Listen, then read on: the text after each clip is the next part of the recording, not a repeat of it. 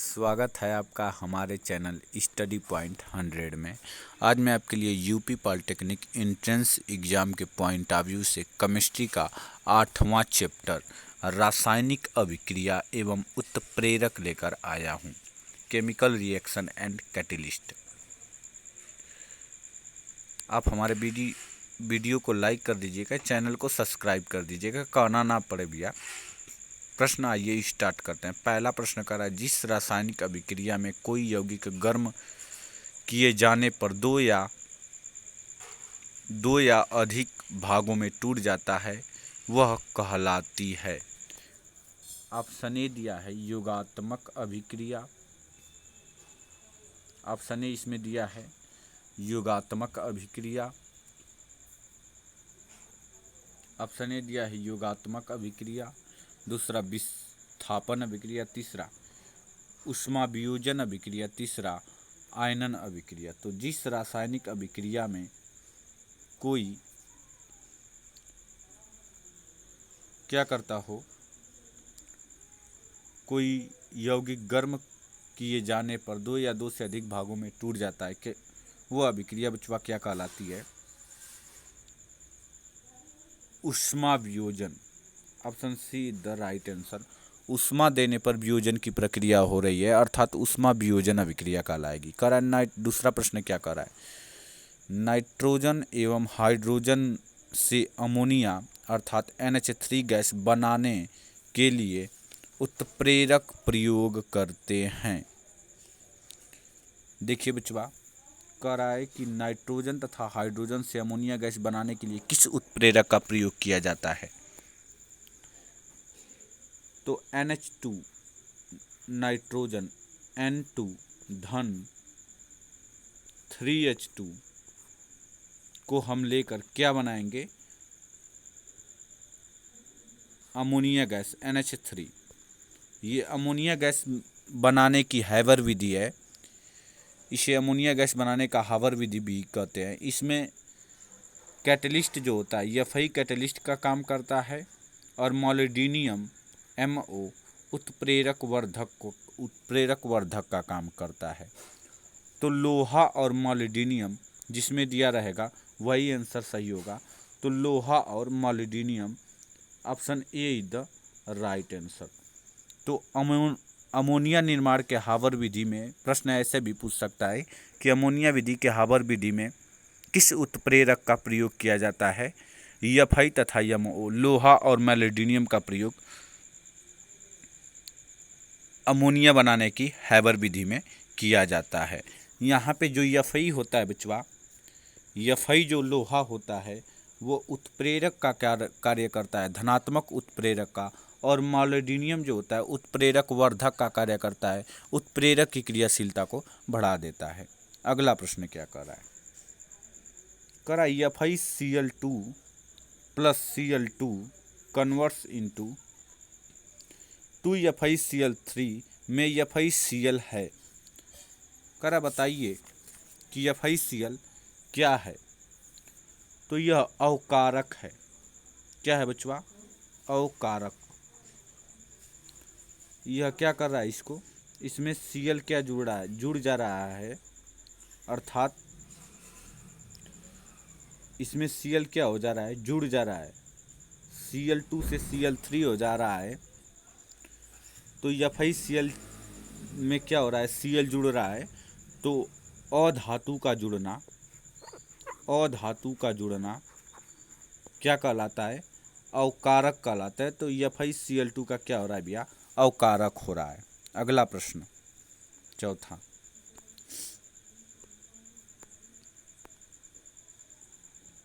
कर HgCl2 plus SnCl2। HgCl2 plus SnCl2 converts into Hg2Cl2 धन SnCl4। यह अभिक्रिया है। यह कौन सी अभिक्रिया है?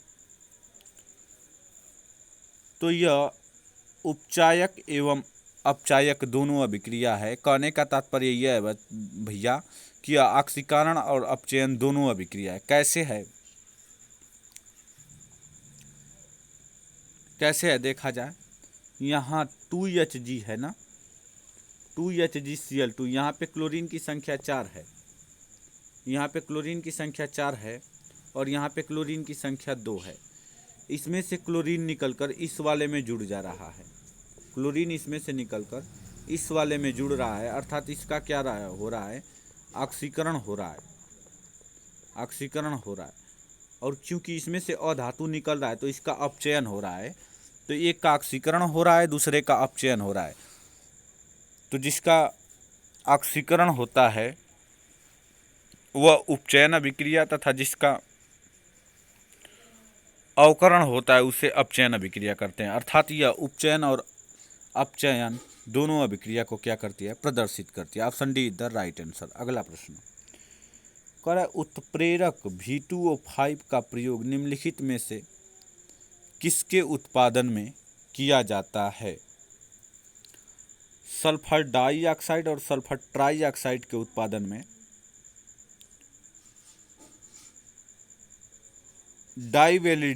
डाइवेलिडियम पेंटाऑक्साइड का प्रयोग किया जाता है। किसमें? सल्फर डाई और सल्फर ट्राइऑक्साइड के निर्माण में। अगला प्रश्न क्या कर रहा है,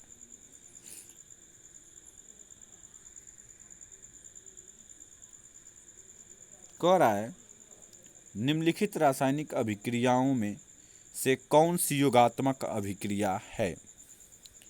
निम्नलिखित अभिक्रियाओं में कौन सी योगात्मक अभिक्रिया है? तो ये योगात्मक अभिक्रिया नहीं है। यह कौन सा अभिक्रिया? ये प्रतिस्थापन अभिक्रिया है। यहाँ से हाइड्रोजन क्या हो रहा है, निकल जा रहा है, यह प्रतिस्थापन अभिक्रिया दे रहा है, यह अभी प्रतिस्थापन अभिक्रिया दे रहा है, यह अभी प्रतिस्थापन अभिक्रिया दे रहा है। और यह क्या हो रहा है, यहाँ पे सोडियम में क्लोरीन क्या हो जा रहा है, जुड़ जा रहा है, अर्थात यह योगात्मक अभिक्रिया दे रहा है। Option B the right answer. अगला प्रश्न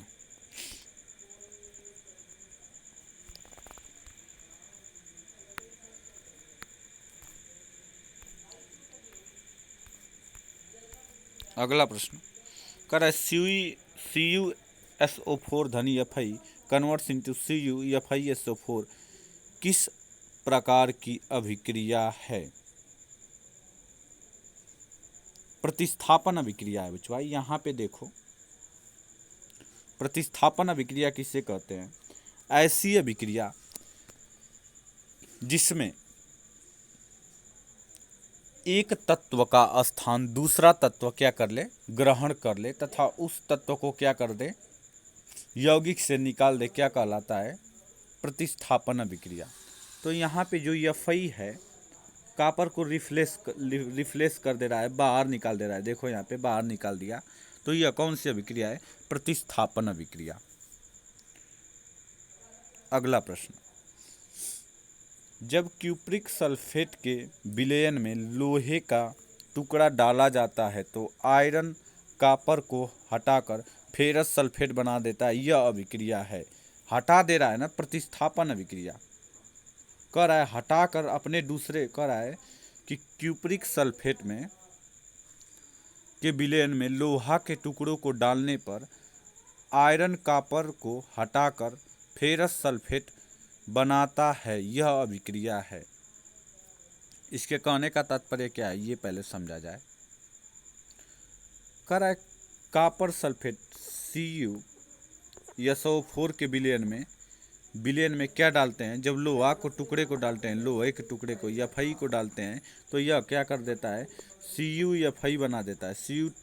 CuFi तथा कॉपर को क्या कर देता है? हटा देता है। तो यह अभिक्रिया प्रतिस्थापन अभिक्रिया कहलाएगी। अगला प्रश्न,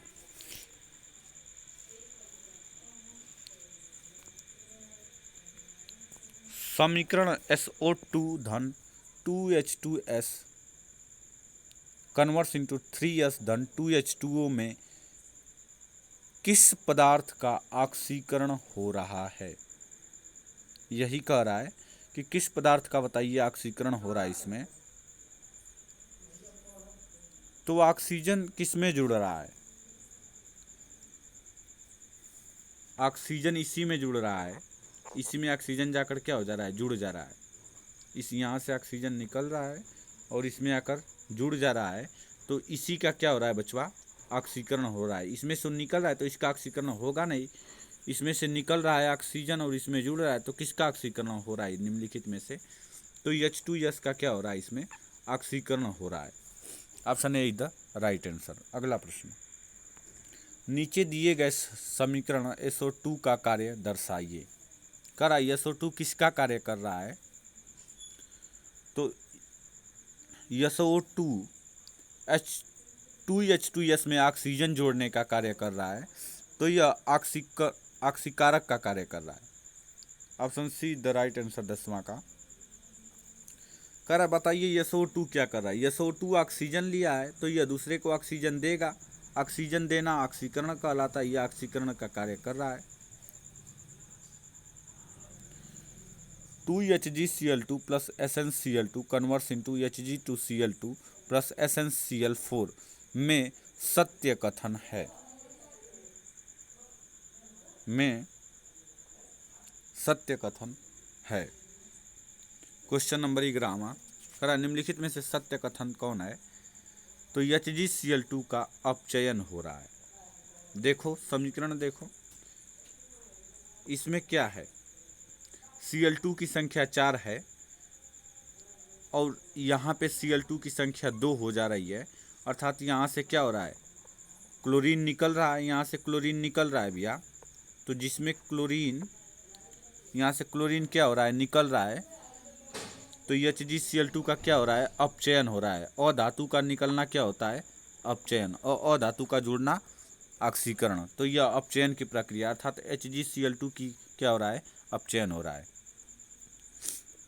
option C the right answer. अगला प्रश्न,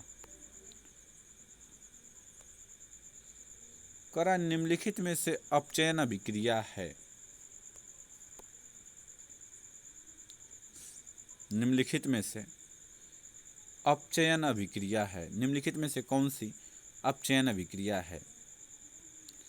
यहाँ तो क्लोरीन जुड़ रहा है, यहाँ तो अपचयन अभिक्रिया होगा नहीं, पहला होगा नहीं, गलत है। यहाँ पे क्या हो रहा है? यहाँ पे Hg2S धन H2O2 प्लस S, यहाँ पे हाइड्रोजन क्या हो रहा है? हाइड्रोजन निकलकर इसमें जुड़ जा रहा है। हाइड्रोजन निकलकर यहाँ से हाइड्रोजन निकल रहा है और इसमें आके जुड़ जा रहा है। तो हाइड्रोजन का जुड़ना क्या कहलाता है बचवा? अपचयन कहलाता है। धातु का जुड़ना क्या कहलाता है? अपचयन। Option B the right answer. यहाँ से देखो हाइड्रोजन निकल रहा है और इसमें जाकर जुड़ जा रहा है, तो यह एक अपचयन अभिक्रिया दे रहा है। Option B the right answer. अगला प्रश्न, HNO3 में नाइट्रोजन की ऑक्सीकरण संख्या क्या है? ऑक्सीकरण संख्या से सवाल आपके प्रश्न एंट्रेंस एग्जाम में अवश्य पूछ लिए जाते हैं। कह रहा है HNO3 में नाइट्रोजन की ऑक्सीकरण संख्या,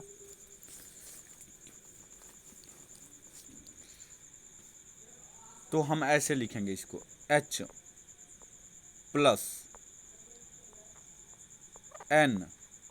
किसकी ऑक्सीकरण संख्या पूछ रही है? N की, तो N को उसी तरह रहने देंगे, धन 3 गुणे के क्या? 3 ऑक्सीजन। इसकी ऑक्सीकरण संख्या 1 धन नाइट्रोजन का पूछ रहा है उसी तरह लिख देंगे, धन 3 ऑक्सीजन का ऑक्सीकरण संख्या -2। तो ये क्या हो जाएगा? 1 धन 1 प्लस N प्लस -6, 3 दूना के 6, और माइनस का चिन्ह है तो माइनस का चिन्ह लगा देंगे, इक्वल टू 0 कर देंगे। इक्वल टू 0 सभी में रहेगा। ये +1 है, ये -6 है, कैंसिल आउट होगा एक इसमें से, तो क्या बच जाएगा? n प्लस n-5 बचेगा। n-5 equal to 0, n-5 equal to 0, तो n equal to 5 is the right answer. तो इसका ऑक्सीकरण संख्या +5 आएगा। Option D is the right answer. अच्छे से समझिए भैया एक बार और। ऑक्सीकरण संख्या से सवाल अवश्य पूछा जाता है आपके कंपटीशन में। हाइड्रोजन का ऑक्सीकरण संख्या +1 होता है। धन हमसे किसका पूछ रहा है? नाइट्रोजन का, तो नाइट्रोजन को उसी तरह छोड़ देंगे। धन 3 ऑक्सीजन, 3 क्या है बचवा? ऑक्सीजन है, गुड़े के ऑक्सीजन इज इक्वल टू 0। सबका ऑक्सीकरण संख्या, इसका ऑक्सीकरण संख्या 1, इसका पूछ रहा है इसी तरह छोड़ देंगे। धन 3 ऑक्सीजन का -2 होता है ऑक्सीकरण संख्या, 3 दूना के 6 -6, 1 + n -6 इज इक्वल टू 0। तो ये इसमें से जाएगा n - 5 इज इक्वल टू 0, तो n इज इक्वल टू +5, उधर पक्षांतर कर देंगे तो इसका ऑक्सीकरण संख्या +5 आ गया। अगला प्रश्न, Fi धन CuSO4 कन्वर्ट्स इंटू CuFiSO4 में Cu होता है। Cu क्या हो रहा है बचवा? तो Cu अपचयित हो रहा है। Cu क्या हो जा रहा है? इसमें अपचयित हो जा रहा है। Fi Cu को क्या कर दे रहा है? अपचयित कर दे रहा है। तो Cu इसमें क्या हो जा रहा है? अपचयित। Option A is the right answer. अगला प्रश्न,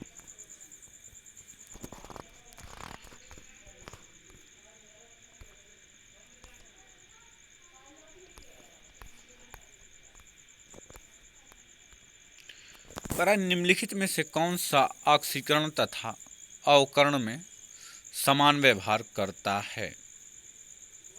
निम्नलिखित में से ऑक्सीकरण तथा अवकरण में दोनों में समान व्यवहार करता है। H2O2 ऑक्सीकरण और अपचयन में समान व्यवहार करता है, क्योंकि यह क्या कर सकता है? यह हाइड्रोजन लिया है तो हाइड्रोजन जोड़ सकता है, और ऑक्सीजन तो धातु और धातु दोनों लिया है, अर्थात यह ऑक्सीकरण और अपचयन में और दो ठो लिया है, समान व्यवहार करेगा। Option B is the right answer. विशिष्ट दशाओं में निम्नलिखित अभिक्रिया होती है।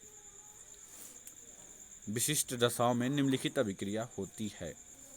सल्फर लिक्विड है, क्लोरीन गैस है, तो बताइए SCl2 जो बन रहा है वह लिक्विड का निर्माण हो रहा है। 18वां क्या हो रहा है कि सल्फर जो है लिए बचवा,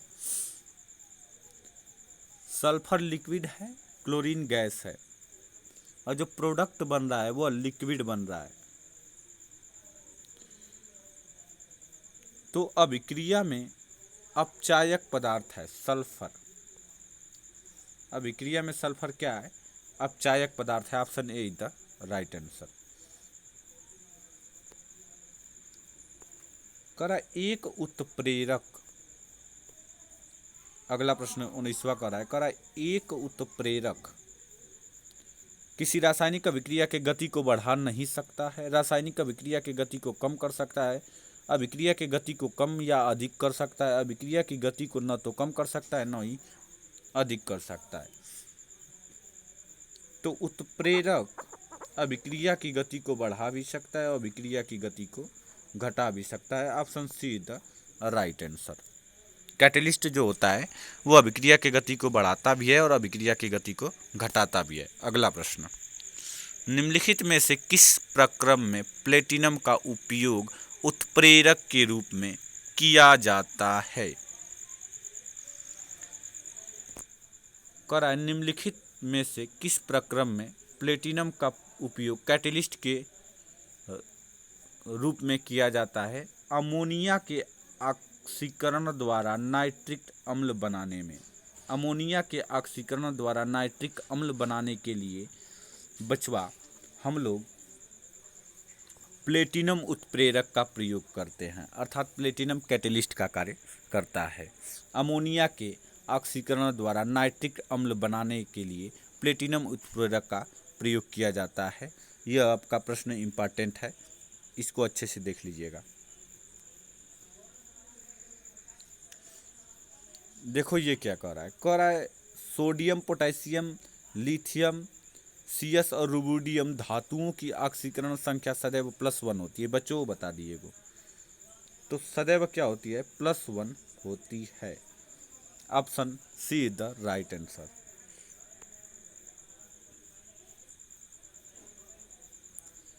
जब उत्प्रेरक व अभिकारक विभिन्न अवस्थाओं में होते हैं तो यह उत्प्रेरक और अभिकारक जब भिन्न भिन्न अवस्था में होते हैं तो यह विषमांगी उत्प्रेरक का एक उदाहरण है।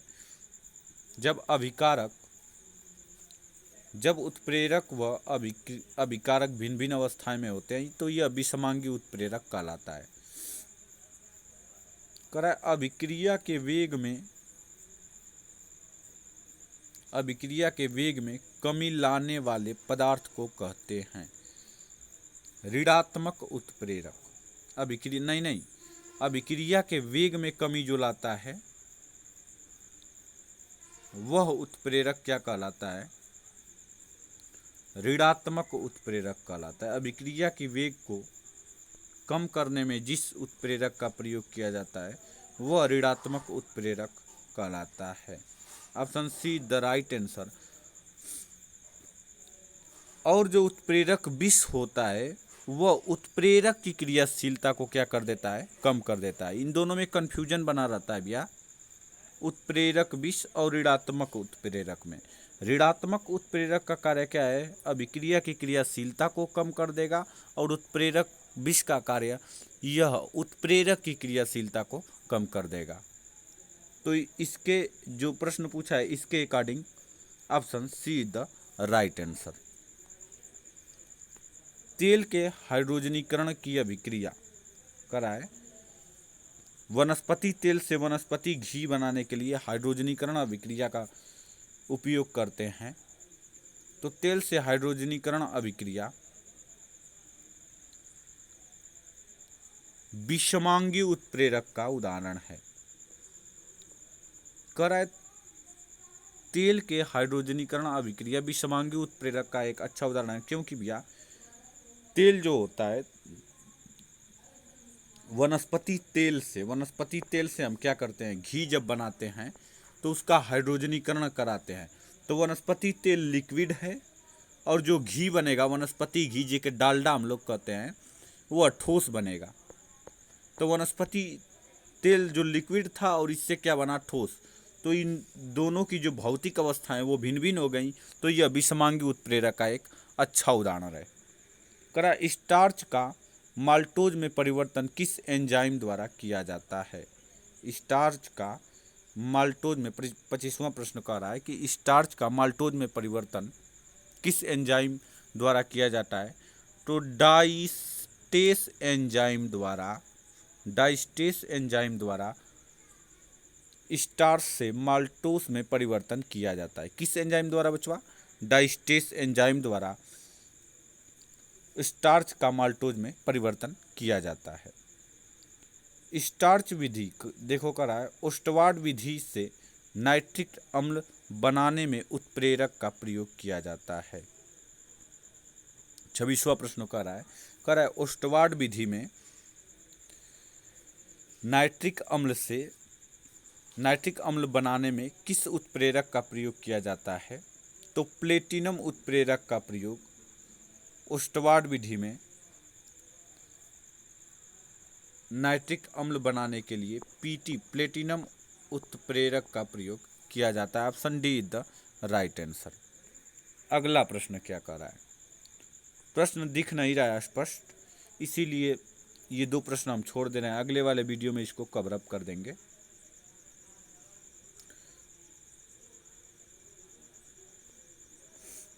अगला PDF हम लोग खोलते हैं। कह रहा है वनस्पति तेल से वनस्पति घी के निर्माण में निम्नलिखित में से किस उत्प्रेरक को प्रयोग में लाते हैं? निकिल कैटेलिस्ट की उपस्थिति में वनस्पति तेल से वनस्पति घी बनाते हैं nickel catalyst. Option C is the right answer. एक उत्क्रमणीय क्रिया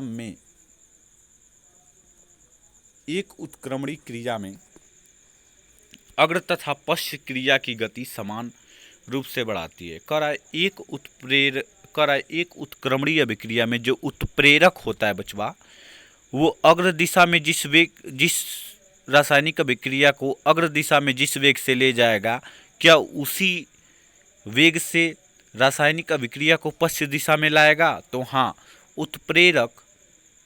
जो उत्प्रेरक होता है उत्क्रमणीय अभिक्रिया में जिस वेग से अभिक्रिया को आगे की तरफ ले जाता है, उसी वेग से अभिक्रिया को पीछे भी लाता है।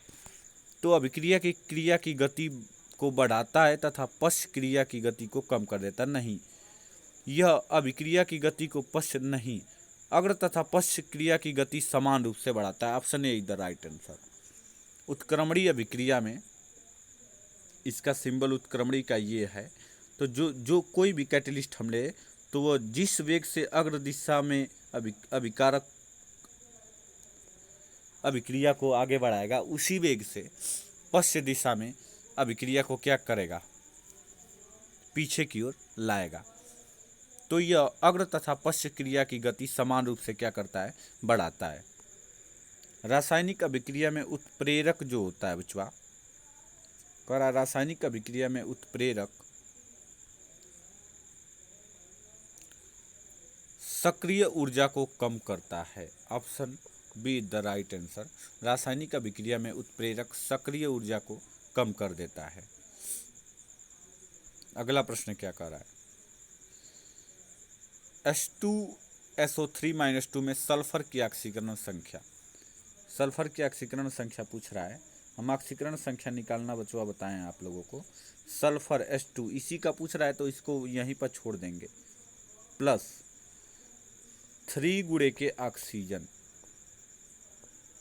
3 गुणे के ऑक्सीजन इज इक्वल टू -2, क्योंकि पूरे पर चार्ज क्या दिया है? -2 दे दिया है। H2 इसी का पूछ रहा है, सल्फर का ऑक्सीकरण संख्या धन 3 गुणे ऑक्सीजन का -2 हो गया इज इक्वल टू -2। 3 दूना के 6 ऑक्सीकरण संख्या H2 is equal to H2 - 6 is equal to -2। इसको पक्षांतर कर इधर कर दो। S is equal to H2 is equal to क्या आ जाएगा बचवा? 4 आ जाएगा। और S इज इक्वल टू, जब H2 इज इक्वल टू 4 तो S इज इक्वल टू 4/2, अर्थात सल्फर की ऑक्सीकरण संख्या +2 आएगा। Option D is the right answer. Sulphur की ऑक्सीकरण संख्या इसमें क्या आ जाएगी बचवा? सल्फर की ऑक्सीकरण संख्या D+2। ऑक्सीकरण संख्या से कन्फर्म है कि आपके एंट्रेंस एग्जाम में 2 प्रश्न अवश्य आएंगे। अगला प्रश्न करा CuCO3 MgCO3 के 1.8 ग्राम मिश्रण के दहन पर इतना ग्राम अवशोषण की स्थिर भार प्राप्त हुआ। मिश्रण में CaCO3 की प्रतिशत लगभग क्या है?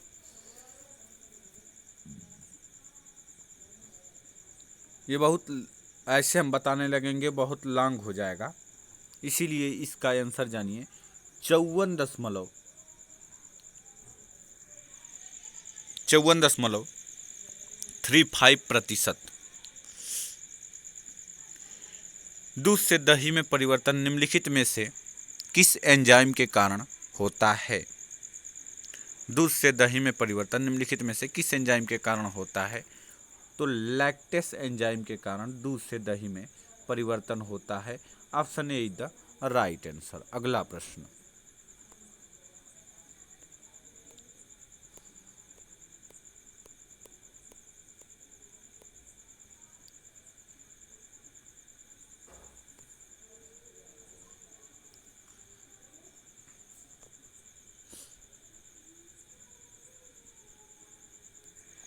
(2H2O2) H3PO4, बताइए ये H3PO4 है, ये इसका कार्य क्या है? तो ऋणात्मक उत्प्रेरक का कार्य है। इसमें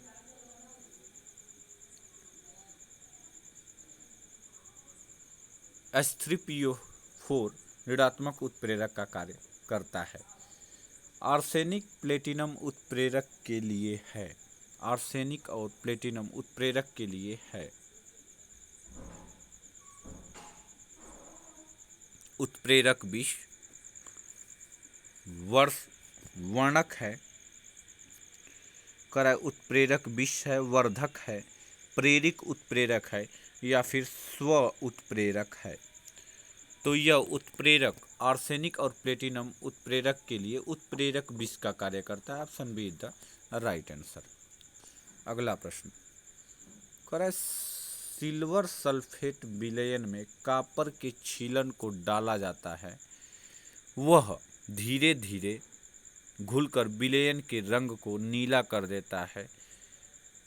क्यों नीला कर देता है? कॉपर का Cu2+ में ऑक्सीकरण होता है, इसीलिए वह विलयन को क्या कर देता है बचवा? नीला कर देता है।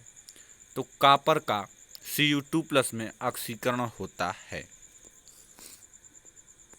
32वां प्रश्न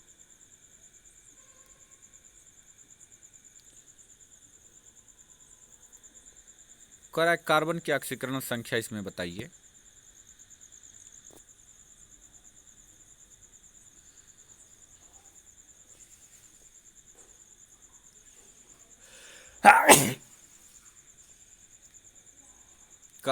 कार्बन की C12H22O11 में कार्बन की ऑक्सीकरण संख्या,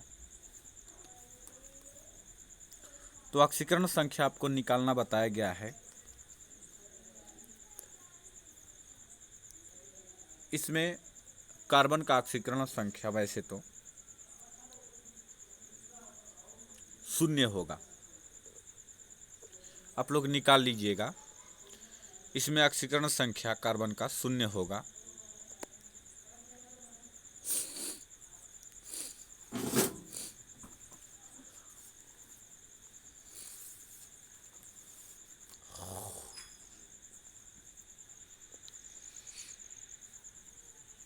अगला प्रश्न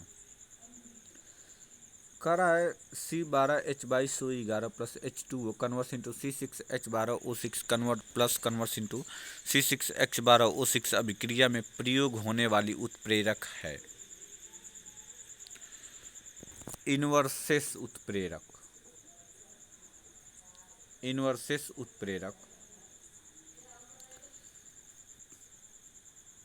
प्रयोग किया जाता है।